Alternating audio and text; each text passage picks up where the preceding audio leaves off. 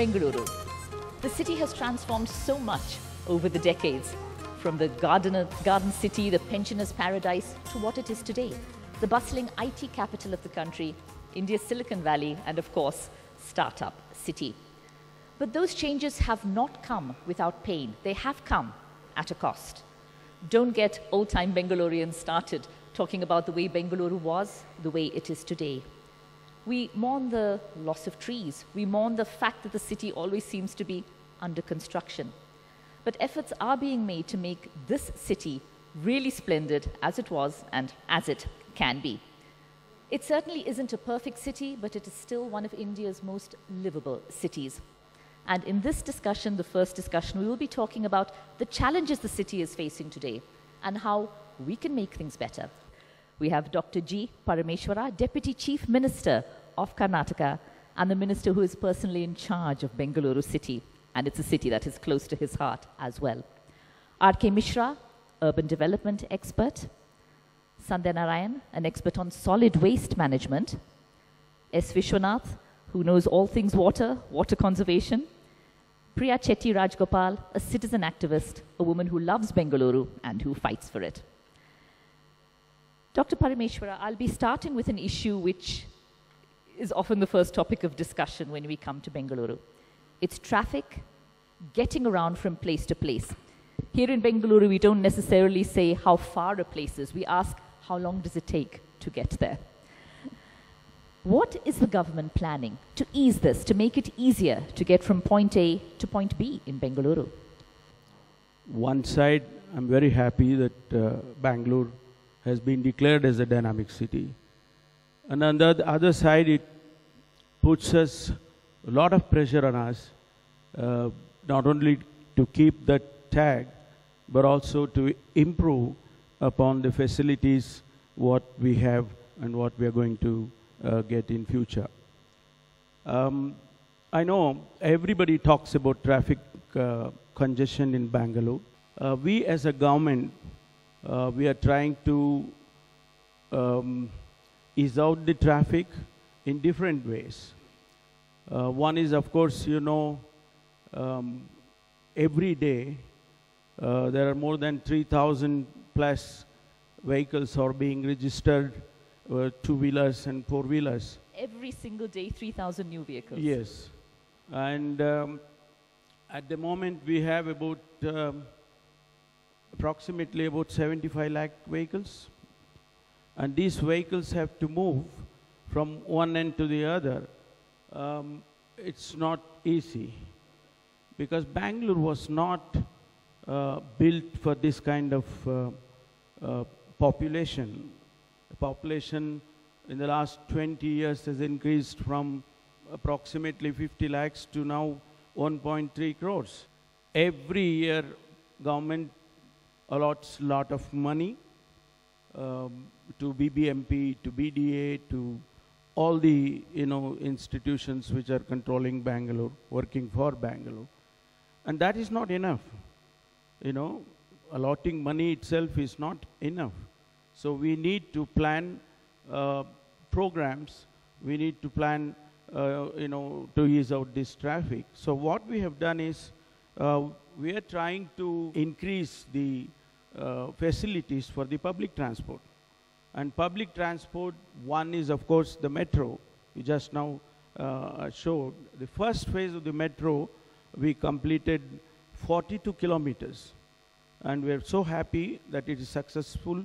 And every day, approximately 4 lakh people are traveling every day. And we want to increase this. The second phase already been started. And that is about 72 kilometers. By 2022, we should be able to complete the second phase. So 2022 is the deadline for the second phase. Yes. So 3 years from now, at the moment, we have kept it at 2022. The full 72 kilometers. And again, simultaneously, we're also planning, and all the DPRs have been developed for the third phase. Third phase, again, we'll go to further 38 kilometers, 83 kilometers. And that will increase to up to about 30 lakh people. So public transport we are trying to increase so that these vehicular movements or these two-wheelers and four-wheelers gets reduced. That is one major step the government has taken. And the second thing is also increasing, the road connectivities. Flyovers, for instance. We are trying to, we are already on the planning stage, DPR stage, of the, flyovers. That is north-south corridor and east-west corridors. These corridors will help, like there are two types of traffic. One is the local and the other one is going out of Bangalore and coming inside Bangalore. So we are trying to separate them with these elevated corridors. Mr. Mishra, how do you assess what the state government is trying to do so far for the city's commuters? Will it be easier to get around from one part of the city to another? What are your suggestions on this? So I think, first of all, one thing I must give to this government and the previous governments of Karnataka, that I work across several states and state governments. One of the very proactive government when it comes to engaging with people in general. They reach out, and we've been working with the government for a very long time. So I think we must thank for that. Bangalore is a very unique city, unlike any other global city where you have workplace primarily in so-called CBD, which is very high-rise, and people from everywhere come to the CBD and they work and go back. That's why metro usually you will see will be very crowded in the morning commute hour, evening commute hours. Yes, absolutely. Correct? In the morning it's packed, but later on it's emptier. Yeah. Now, for whatever reason, we have chosen not to densify our center, and which is fine, because we want to preserve our heritage architecture and the lung space in the city, which is fine, which essentially means the city is very wide. Now, Bangalore, BMTC today carries already 45 lakhs. The bus only carries 4.5 lakhs. Carrying 45 lakh people. 45 lakhs. Yes, and BMTC has 6,400 buses. Now, BMTC needs to have 15,000 buses. So we simply cannot rely on only one mode of transport, and I would expect this city to have 250 or 300 kilometer metro. But if you don't create additional capacity on the road, how can you create? Because last major road we built was in 2000, which was Outer Ring Road. After 2000, we have not built a single major road in the city. PRR has not been done. Only way is to go vertical. So I'm very happy. After 10 years of continuous effort of the officers, and finally the government decided to go for elevated corridor. Because elevated corridor will increase the capacity 3 times. Priya Chetty Rajgopal, we've heard Mr. Mishra say there has to be a balance between development, what we give up, what we get. You have been part of many campaigns which, on the face of it, appear to be against some of the projects that were planned, like the controversial steel bridge, the shortcut, making it easier to get to the airport. Is there a middle path where we can go ahead making Bengaluru's traffic smoother, but without these mega projects which do cost us our beautiful trees? That's the ideal point, Maya, that we should be collaborative and we should find a middle path that works. Pinning this down is a very important focus on public consultation and the legal and environmental framework. I think I would be the most delighted person in 3 years' time if the conversation of Bangalore goes back to the lovely weather and stops being about the traffic, like anyone else. I'm sure we all are so sickened by this constant pressure on traffic.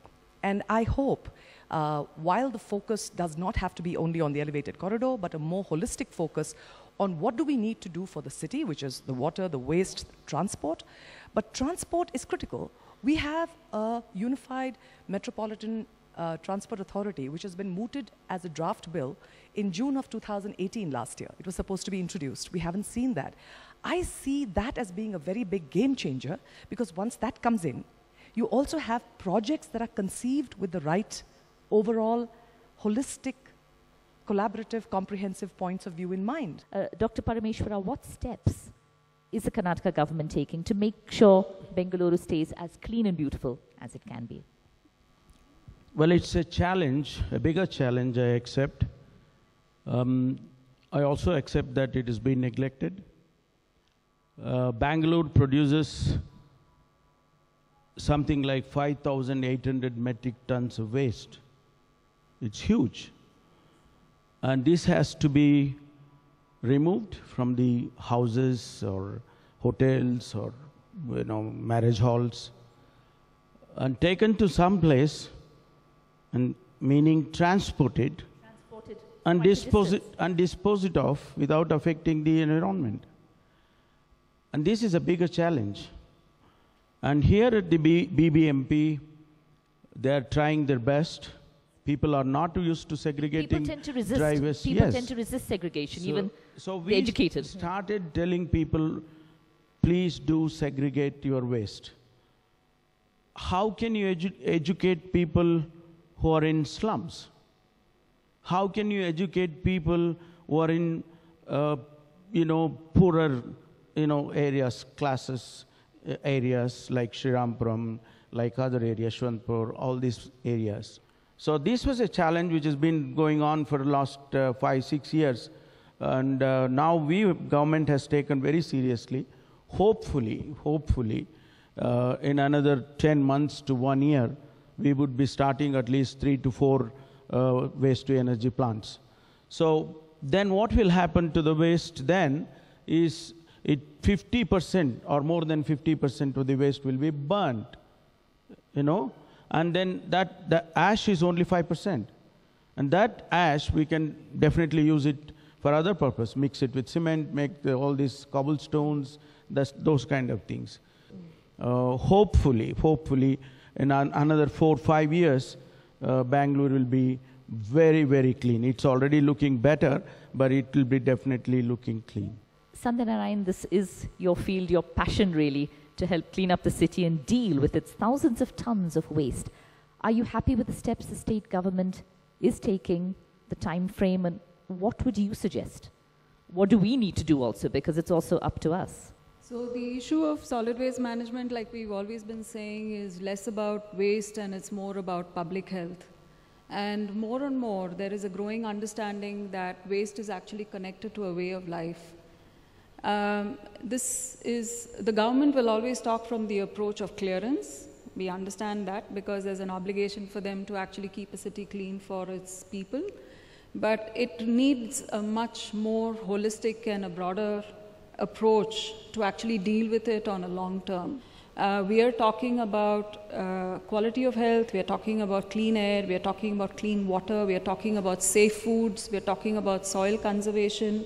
And if you connect the dots, it all comes back to the subject of waste. The waste gets created by industry. And while we always have the government and the municipality as the most easy punching bag in that sense, there is very little questioning of the waste that is being generated by business.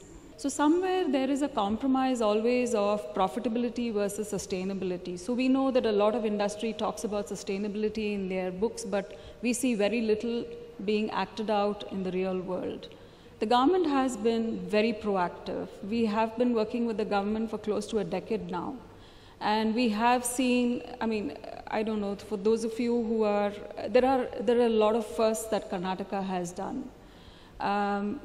Right from, integrating people who are the waste pickers, who are the marginalized communities, which has been a big, on the livelihoods issues, down to allowing citizen engagement and participation to such an extent where officials are actually on groups where they do, of course we could ask why is it not an institutionalized mechanism, but we do have officers responding on a case-to-case, one-off basis continuously through the day. That is happening, so that's hugely important. I'm not sure there are many cities where this happens.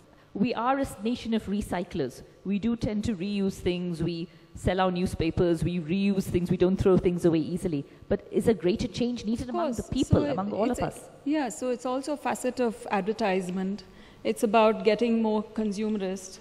It's about the use and throw kind of cool way of doing things.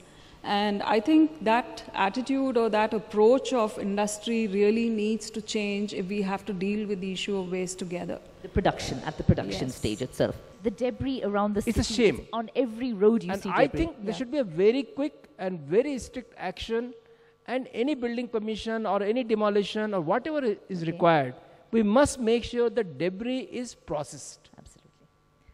The third issue we'll be touching today, Dr. Parameshwara, this thirsty city has over 10 million people at an estimate, and much of our drinking water comes from the river Kaveri, over 100 kilometers away. And we've all seen and heard these doomsday scenarios saying that Bengaluru can't survive more than a few years. We're going to run out of water. Now that's a big challenge for the state.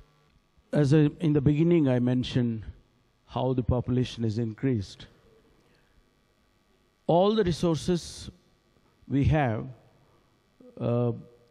at the moment, something like 1.3 crore population, we have to give enough water, at least minimum.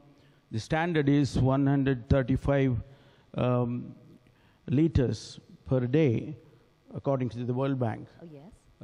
We are now able to provide something like 100. Okay, so we're short of 35. Less than the United Nations standard.